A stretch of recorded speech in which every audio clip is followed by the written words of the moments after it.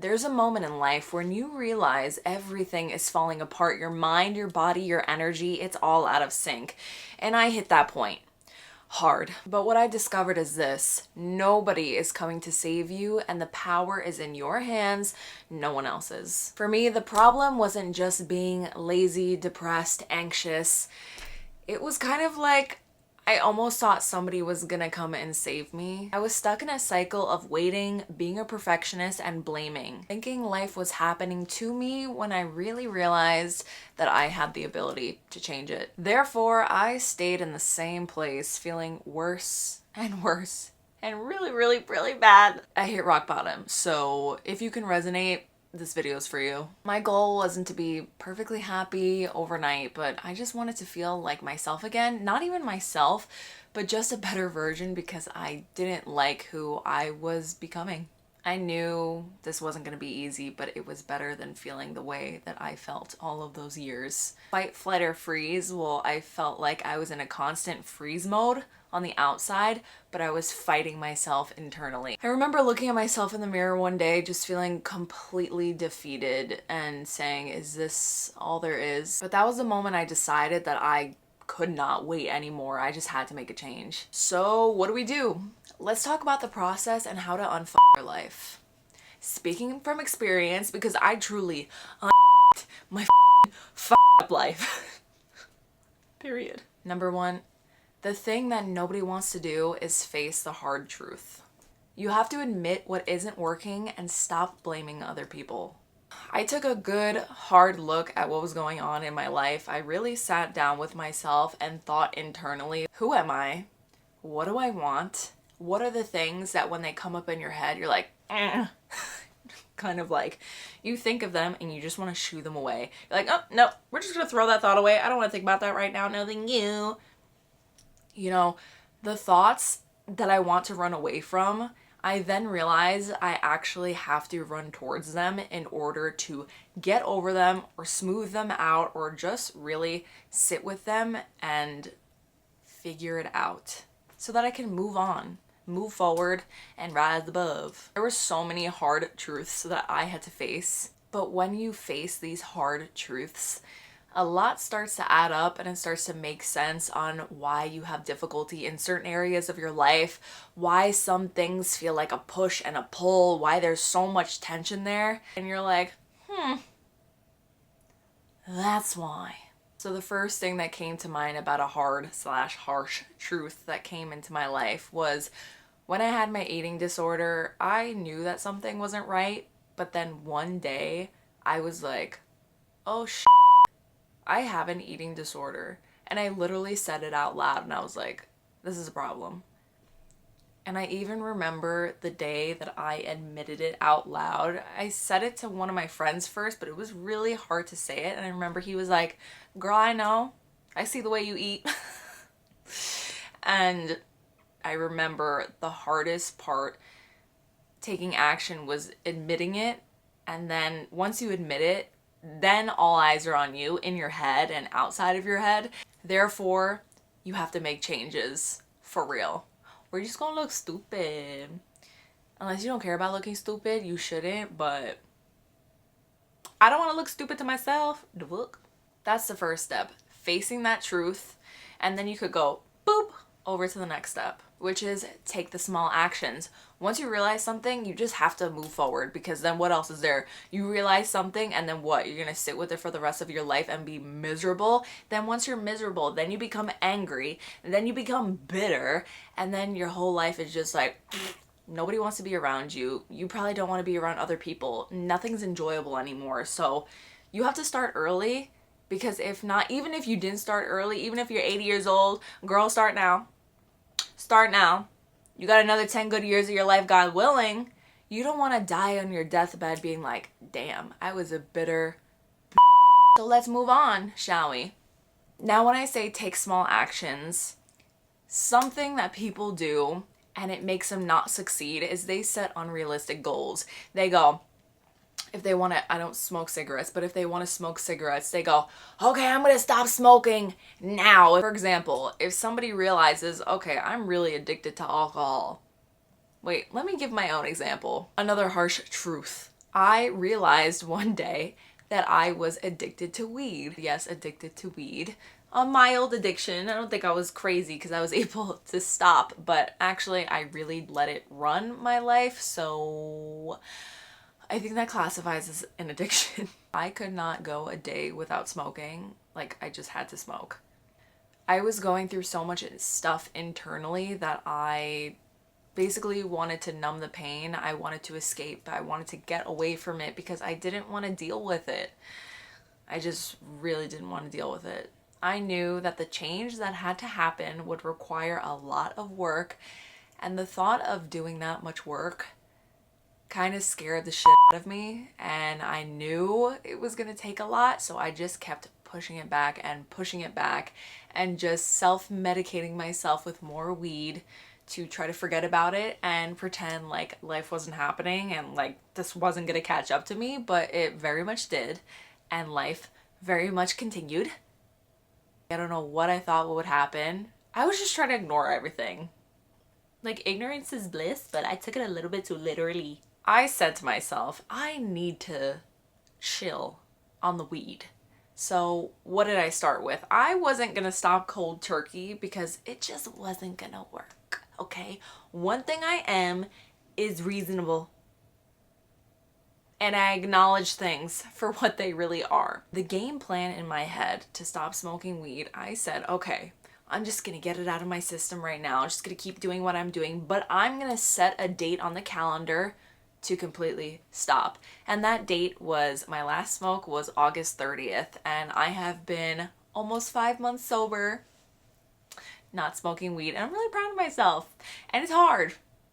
I wouldn't be lying to you if I said it was easy, because I do think about smoking a joint pretty much every day. But I know that I can't, and honestly, it's been helping me so much, and that is gonna be such fuel for your fire. Once you realize, once you feel that something is actually working, you're gonna be like, all right, well, I do feel better like this. My life is turning into, it's just better, okay? So I set a date, I set a small goal for a larger goal, and you just have to make it happen. It's like you just have to flip the switch and say, all right, this is what I have to do. There's no other options. So let's stop making excuses and go. Another one on how to your life is set boundaries. It's so vital to set boundaries. You need to set boundaries with yourself. You need to set boundaries with your partner, your family, your friends. Just like you don't want other people to take advantage of you and walk all over you, you don't want to do that to yourself. I feel like a lot of the times people don't think that. I was one of them. I was like, no, I can't possibly walk all over myself. But I was walking all over myself for years because I wasn't giving myself the attention that I deserved, the care that I deserved, and I kept letting myself do whatever, procrastinating, being lazy, ignoring stuff, pretending like it's not going to catch up to me. I didn't deem myself to be important. Basically, that's what happened. Especially with people in your circle, if you don't set boundaries, again, they're gonna walk all over you. They will take advantage of you. Hopefully people in your life aren't like that, but it happens. I am a recovering people pleaser. When I was younger, and also I'm a Libra. I have a Libra necklace. I'm a Libra. Whoop whoop. I'm a double Libra, actually. Libra sun, Libra moon, Aquarius rising. I always wanted to be on somebody's good list. I wanted to be friends with everybody. I wanted everyone to think like, oh yeah, she's great, blah, blah, blah. And I really let the steam just roll out of me, and I just really got so tired. I found myself sacrificing my time for other people even when I didn't want to do something or if it wasn't in my best interest. Yes, it's nice to do nice things for your friends, but you also have to take yourself into account. So for example, I needed to set boundaries in my workplace. I work for myself. I'm a personal trainer. That's my main bread and butter, and I'm also a yoga teacher and a model. And with my training business, I started to have some clients that were kind of like not appreciating my time, not appreciating my price, asking if I could, I don't mind when someone tries to get, a deal or two, but the price is the price. The price is the price.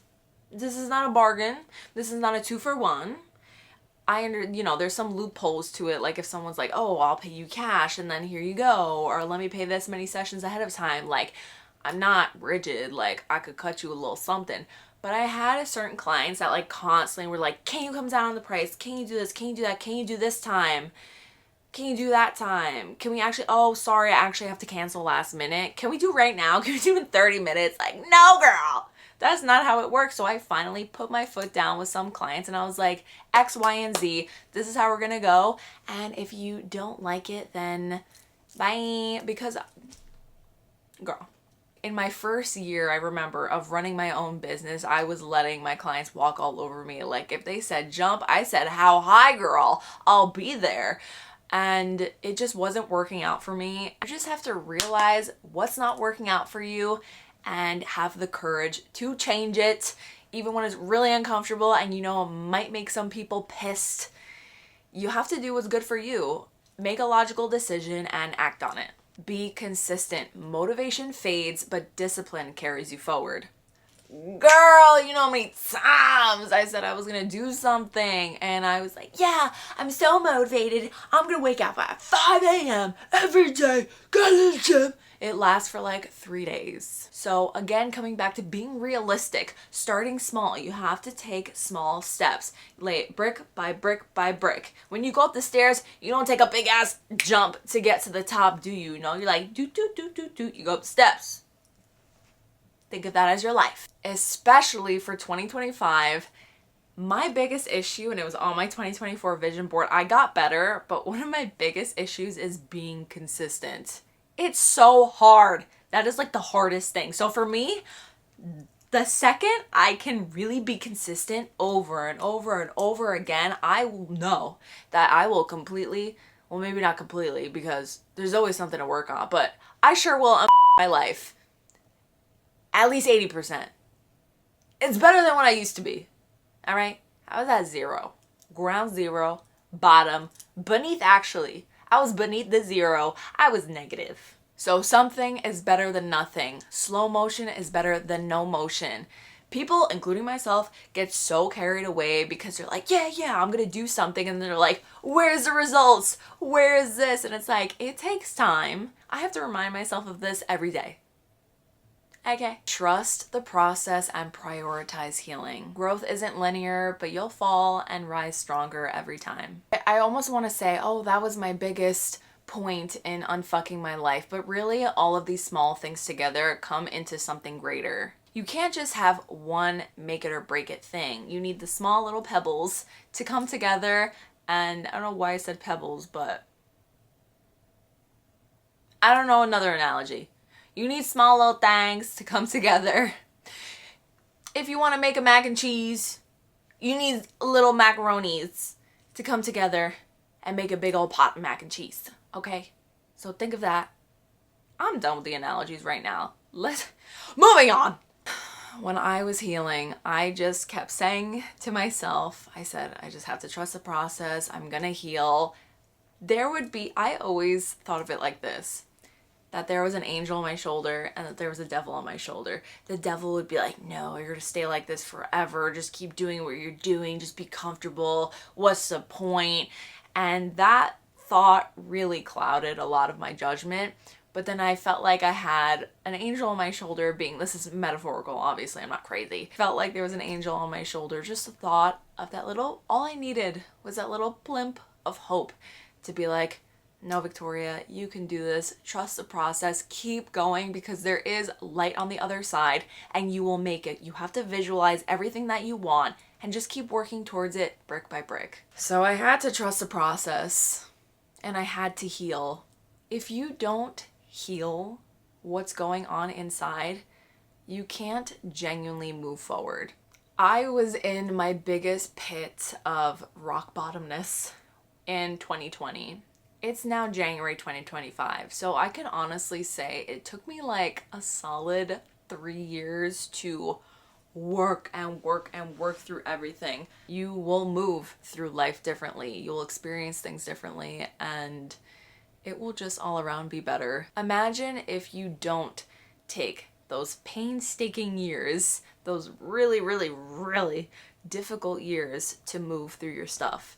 Then you're still gonna be stuck in the same place that you were before. Just like how I view social media, I'm like, damn, I wish I did YouTube years ago. And I keep saying every year, oh, I wish I did YouTube last year. Well, I said that in 2015, and it's 2025 now. So let me start now so that I'm not saying this in 2030. You get it? I know. Another thing is, some people get it. They're like, okay, yeah, I know what you're saying. I know what you're saying. Got it.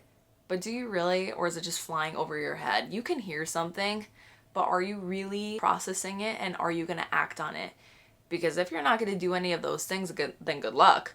You can read and listen to the best self-help books, whatever. But if you don't make the change, nothing's going to change. Focus on you and commit to growth. Even when it's uncomfortable, you have to keep showing up for yourself. And please, listen to me. I know you hear it every time. I hear it every time. I'm just getting better about this actually, but don't compare yourself to others. Everybody's journey is so different. Think about the stuff that you genuinely like about yourself. What do you love about yourself? What's something about you that nobody can take from you? That's so unique, because I know it. I know, and it could be the smallest little quirk ever, but it's your quirk and it's you.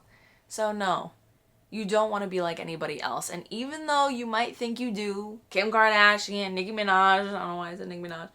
I don't know what religion you believe in, a God, your God, whoever, whatever you believe in, just remember that you're put on this earth for a certain reason. Don't ever forget that. Not for a second. You are meant to do something. You have a unique talent, a unique power that you can bring to the table and to the world that nobody else can. You have to set an intention. Why? Why am I doing this? I'll tell you why I did it. I did it because I was so miserable and uncomfortable with where I was. I felt so much pain staying in the same spot that I was at emotionally. Yes, there were some things that changed in my life. Did I accomplish stuff since 2020 and my whole life? Because I've been dealing with stuff, I'm sure, as your whole life. Yes, I've accomplished things. When I got the transformation, I became so accountable. I was so radically honest with myself and all of the things that I needed to change. Did I point out the shitty stuff about myself? Yes. Was it hard? Because, everybody wants to be like, but I'm fabulous. Yes, you're fabulous. But there's some things that you got to work on. And it's hard. It's a humbling experience. That's what I will say. It's very humbling. So I just did not want to stay where I was. I remember being in my room, like curled up on a ball, being like, I can't stay like this forever. It was so nauseating and painful, and almost like I felt like I was in the Twilight Zone. How could I possibly be feeling still where I was X amount of years ago now? How haven't I changed anything? There's only so much that you can blame on other people. Only to a certain age that you can blame your parents, that you can blame your siblings, that you can blame your environment in which you grew up in. Stop blaming. Stop blaming. The only person to blame is yourself. Again, I found this out the hard way. It's your life. It's your life.